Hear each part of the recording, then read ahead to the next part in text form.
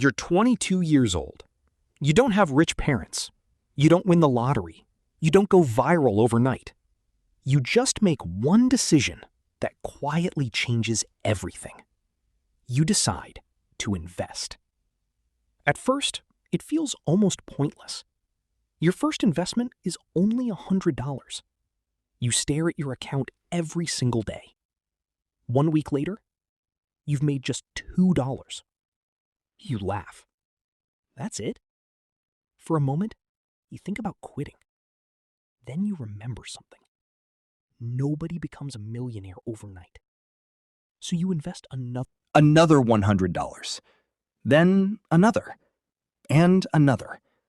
Every paycheck, you buy more instead of spending more. While your friends upgrade their phones, you upgrade your portfolio. While they chase trends, you chase ownership. The first year feels painfully slow. Your account reaches $3,200. It's more money than you've ever saved before, but nowhere close to being rich. You wonder if everyone else was right. Maybe investing is too slow. Then the market crashes. The news says it's the worst time to invest. Everyone around you panics. Your portfolio drops thousands of dollars. For the first time, you feel real fear. Selling would stop the pain, but buying could change your future. You remember why you started. So instead of selling, you invest even more. Every month, without missing one. Months later, the market starts recovering. Your investments recover too. Then, they keep growing. Years begin to pass. Your salary slowly increases. Instead of increasing your lifestyle, you increase your investments. Every raise becomes another opportunity. Bonuses go into index funds. Tax refunds become investments. Side hustle income becomes investments. Even birthday money gets invested. People think you're cheap. Some call you boring. Others ask why you never show off. They don't realize you're building something invisible. Freedom. 5 years later, your portfolio crosses $100,000. Seeing six figures feels unreal. Not because you're rich, but because you finally believe it's possible. You stop checking your account every day. You trust the process. Compounding starts doing the heavy lifting. Your money begins making money. Then that money makes even more money. Every year, the growth becomes larger than your annual contributions. That's when everything changes. You realize you're no longer working only for money. Your money is working for you.